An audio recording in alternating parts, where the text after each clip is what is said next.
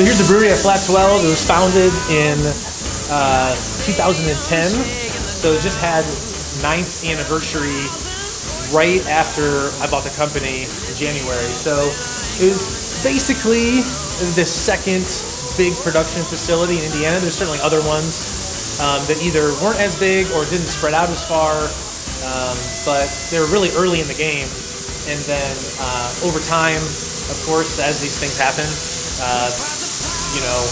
competitors came into the market, and this is part of the reason for the rebrand, was just freshening it up and getting a new fresh face out in the market. But as you can see, it's a pretty nice facility. These are all 40-barrel fermenters. I'll show you the brew house. It is a 20-barrel brew house, which means to fill the fermenters are double batching, and we can do that kind of in one long day. So see the 20-barrel brew house up here, and our head brewer Kyle is done for the day, I think. Or no, he's in his office anymore. But I'm sure they're both good. My favorite part of this entire process is our labeling process. So one of the big problems that TriPack is who we use both for the equipment and we ordered our labels from, and the problem that they solved in the labeling line was when you have to print on cans, well, now you need pallets and pallets and pallets of every single can. Well, now we can just order blank cans, and all we need is a roll. So it literally comes in a roll, we stuff it on a shelf, it comes through, it splits it apart, it's got a laser eye that shoots it on top, and we can splice in footage there of that. But from the depalletizer to shoot, you can see some of the blems that messed up, that missed just by a hair, but really it's a pretty low rate of that. And then it's basically a steam jacket that essentially shrink wraps the label as it comes through into the filler, and then of course we package it. But that labeling process is one thing that's a big advantage of ours, and I'll show you that when we get to my laptop what I mean by that. Mm-hmm. Okay. So this is, for me personally, I don't know why, I think this is one of the cooler parts of the whole process. One of the things, I don't know why, it's just always impressive to see a whole bunch of bourbon barrels all stacked up. I always think that's very cool. And also you can see what I'm saying here with the blank cans. So we just have to get blank cans in. So you can imagine, when I say back in the day, it's not really that long ago, that normally if you have 3 or 4, it limits the number of beers that you can make because you only have so much space to, hold cans. So otherwise it'd be half of this. If those were printed on the can, it'd fill half of this. So it really increases your capacity because you get to shove aside how much room you take with the cans, and then you get a whole lot more space for palletizing the cans that are full or the kegs that are full. So it's I don't know why. I just really love the logistics of the warehousing. It's kind of cool in that process. Figure out the most efficient place to do it.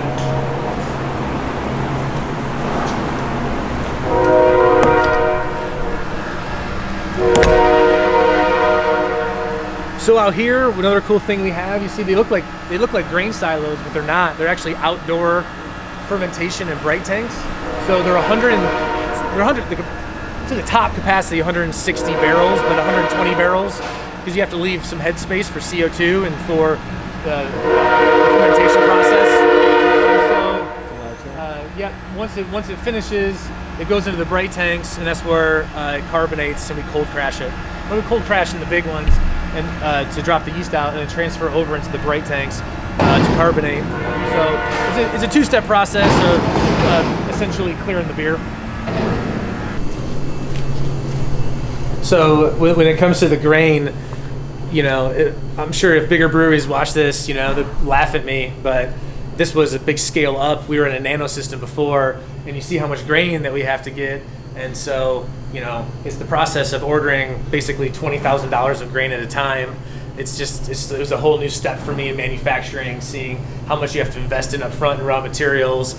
And then obviously you got to pay for the labor, and you have to brew it and ferment the beer and can it and get it out to the distributor. And so it's a long process from buying the raw ingredients to actually getting paid net 30, on the back end by the distributor. So it's always one of the things. If you ever, I like to talk about, people come through, is just showing them that it's a difficult process to be in manufacturing business. I want to show inside here real quick too.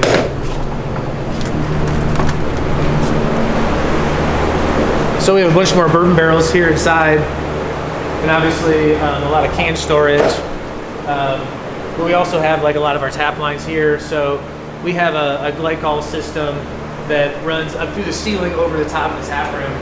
So you can see everything gets kegged off here. We don't have any bright tanks. Some bigger breweries will have serving tanks where it's a giant mass volume tank that gets pumped into the tap room in order to serve off of it, so they don't have to keg as much. But we are not yet to that technology level. So right now everything still goes into kegs and gets tapped back here in this walk-in cooler and then pumped up over our head down into the tap lines to fill glasses. So it's kind of a dark, damp day to be recording some of this, but out here on the patio, we're going to power wash the deck, get a more dark, deep, like mahogany sort of stain going on, where you see kind of like the tin roof style. Here outside, we're going to replace that with like a white lattice. So it'll be like a nice dark mahogany with a nice white lattice. You'll be able to see through it out to the outside, and you'll be able to see like all of these Edison bulbs that light up. It'll be nice. Obviously, there's a few branding things that we got to change over. Flat 12. Our van's out on deliveries right now, but we got a nice big wrap on the van that we have to change over. But out here on the patio is where it's not, you know, money's always a problem, right? But like in the future, I really envision a lot of awesome things here because we have a great space, especially during the summer times, you know, spring, summer, fall, when the trees above us, you know, are full of leaves. It gives a nice shade on the patio. It doesn't feel as industrial when you're on the wood part of the deck. Now, once you get back out here, we have some more seating and we have open space where we get a lot of dogs in the neighborhood. It's really friendly for people who live in the neighborhood to bring their animals to be on the patio out here. The dogs get to run around a little bit. But this is where we have the most potential for Rad and the rebrand, is clearing out some of the rocks, putting in some nice turf, you know, bannering up, getting some fresh paint on the big walk-in to make it stylistic to our brands, whether it's Rad and big spray paint, some graffiti style art, you know, street art, stuff like that. I can envision that. But what's really exciting about the outdoor space is just the ability, you know, to come around and look at it. Right now we use it with big giant, not big giant, but 55-gallon drums, garbage pails, and we play basically giant beer pong. Obviously we don't fill it up with beer, but people throw a volleyball and play like giant beer pong style. But being able to turf that out, being able to fix up that back fence or banner it to cover it up a little bit, and turn this into a really cool outdoor space for everything from yoga, you know, fitness, cornhole, you know, which you can still do cornhole stuff now, but if it was flat and turfed, it'd be a great area for all kinds of you could do like the mini one-on-one soccer tournaments. You could raise the fence a little bit higher, but that's the future of it, right? I mean, that's not something, I mean, this part of the hope of getting into business and people latching onto it is we get to raise money for good causes, and then also we get to reinvest the money that we make off of it, hopefully into community space where we can host events like that. So bring people together out in the community, raise money for kids, bring people together here in the community tap room. So I see the outdoor area fitting in as a big part of that in the future. It does now, but especially as we keep upgrading it, I think that we can take it to 6 higher levels of the amount of events, just cool stuff that we can do out here for the local neighborhood and just the community at large. All right, I hope you enjoyed seeing your way around kind of like the before, sort of like the before scenes. So each day we're gonna come in and we're gonna show you whether it's the meetings or things we're talking about. Right now it's just kind of like a recap of where we're starting, and we're gonna show you over the next month kind of the process of building it out and pains that we're going through, and really, I feel like it can add a lot of value, maybe emotionally, to people that are in business and they're trying to, you know, rough their way through some tough patches and see the pain that we're going through. It could also hopefully make some people laugh, you know, that how ridiculous we are. But I appreciate you watching, and I hope you come check out Rad as we get it going.